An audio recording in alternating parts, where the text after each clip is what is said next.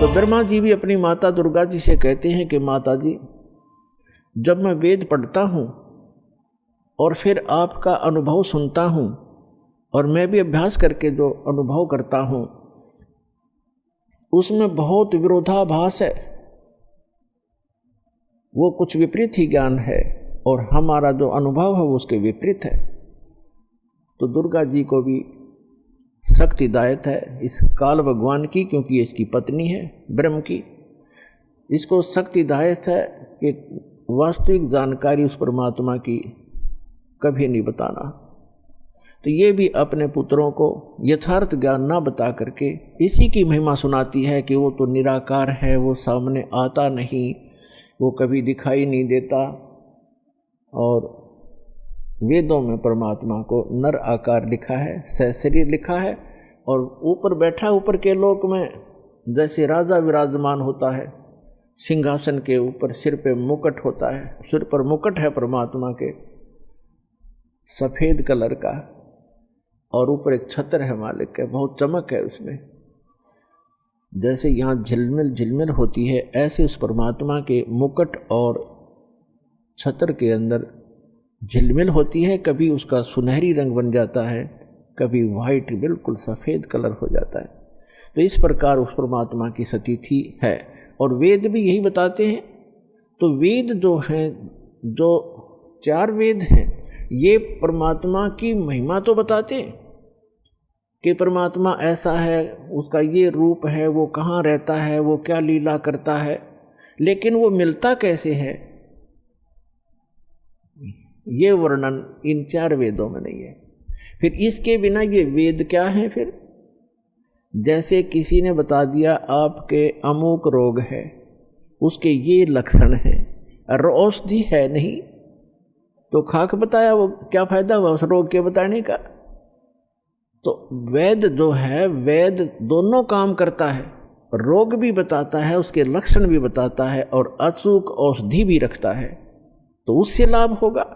ये दास है रामपाल दास इस विश्व में आज के दिन परमात्मा के कंप्लीट स्पिरिचुअल नॉलेज लेकर आया है, कबीर भगवान का दिया हुआ।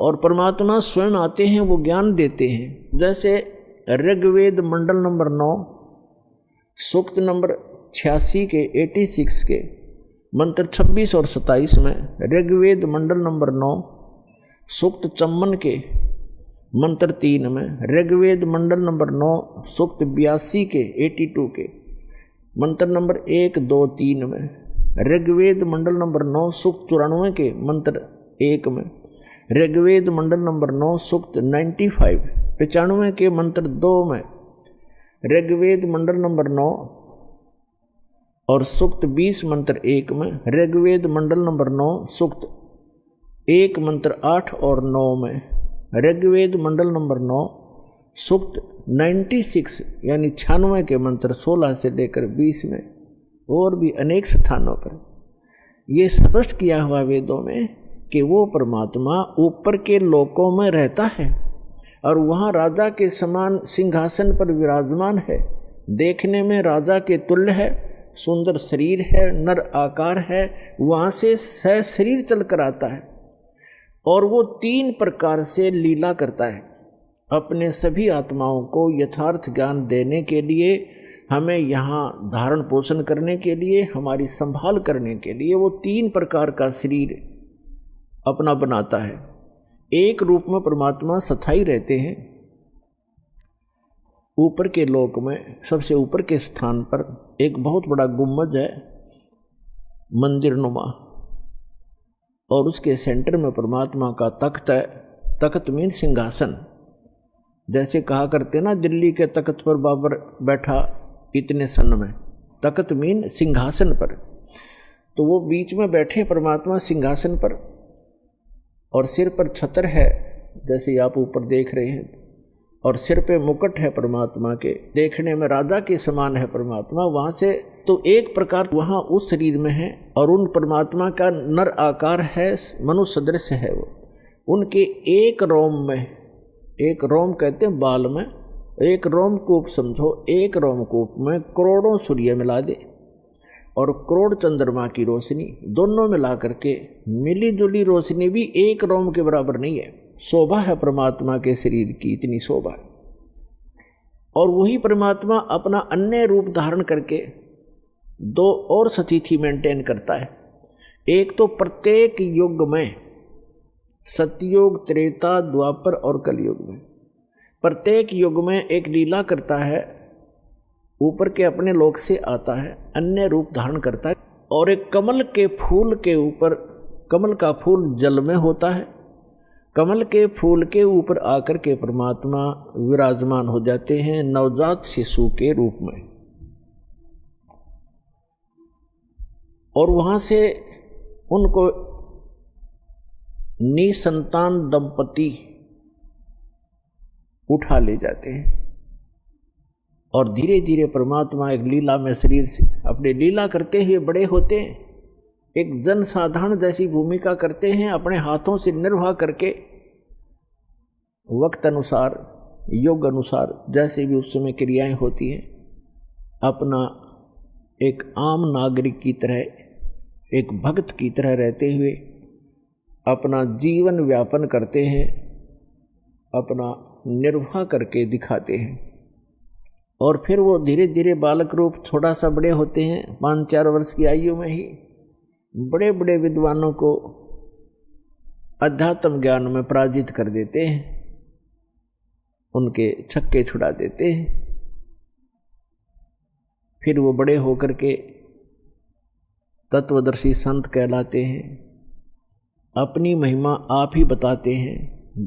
अपनी महिमा को वो लोकोक्तियों के माध्यम से, दोहों के माध्यम से और शब्दावली के माध्यम से, यानी पद्य भाग में सुनाते हैं, जिस कारण से वे एक कवियों में से भी एक प्रसिद्ध कवि की पदवी प्राप्त करते हैं, लेकिन वो होते हैं परमात्मा।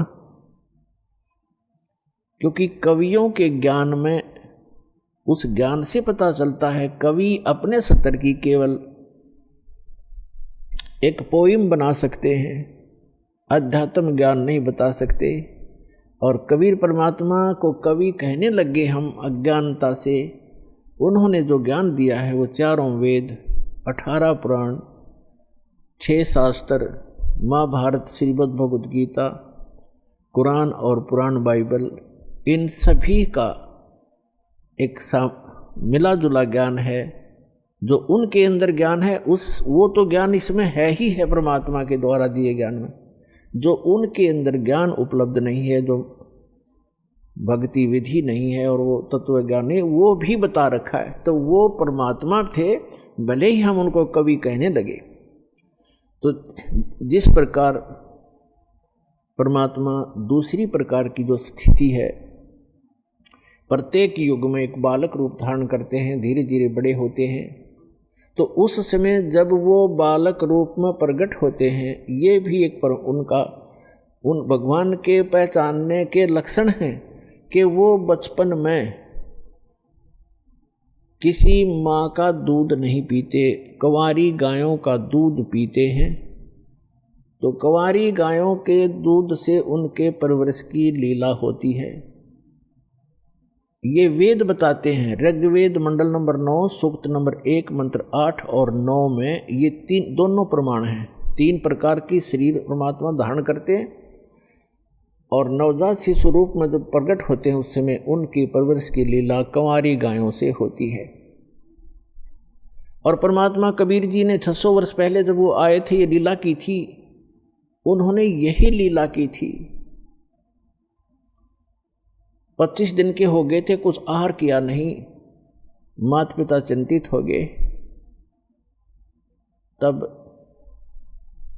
भगवान शिव आए शिवपुरी से कबीर परमात्मा के आदेश से, क्योंकि यहाँ के जैसे एक प्रांत के मंत्री होते हैं, तो जैसे प्रधानमंत्री यहाँ आएगा तो उसकी व्यवस्था यहाँ के मुख्यमंत्री और मिनिस्टर वही करवाते हैं, आगे खड़े हो जाते हैं। तो इस प्रकार ये यहाँ के मंत्री हैं। श्री ब्रह्मा जी रजोगुण विभाग के, श्री विष्णु जी सतोगुण विभाग के, और श्री शिव जी ये तमोगुण विभाग के। जो नीरू और नीमा नाम के जो दुल्हा थे वो उसी जन्म में ब्राह्मण थे। गौरी शंकर और सरस्वती उनका नाम था। मुसलमानों ने उनको ज़बरदस्ती बाई फोर्स उनको मुसलमान बना दिया था। हिंदुओं ने उनको अपने जाति से अलग कर दिया था। तो पहले वो उनकी रोजी रोटी कथा करके प्राप्त उस दक्षिणा से चला करती थी, वो बंद होगी। इसलिए उन्होंने जुलाहे का कार्य शुरू किया था और जिस कारण से वो जुलाहा कहलाए। तो वो शिव के पुजारी थे ब्राह्मण, जब वो ब्राह्मण थे, लेकिन भले ही मुसलमान बन गए थे लेकिन भगवान शिव की याद उनको फिर भी सता रही थी।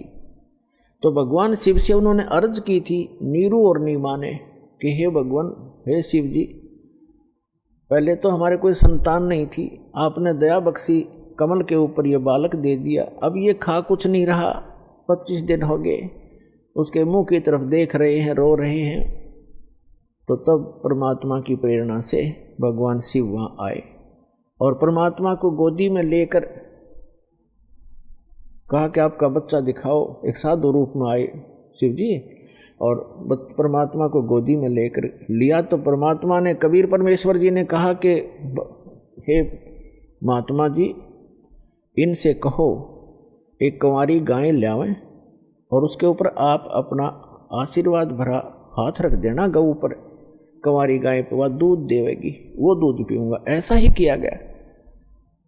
ये पुण्यात्मा आज से 600 पुरुष पहले घटी घटना है, आज की कोई लोक वेद नहीं, दंत कथा नहीं जो दास आपको सुना रहा है।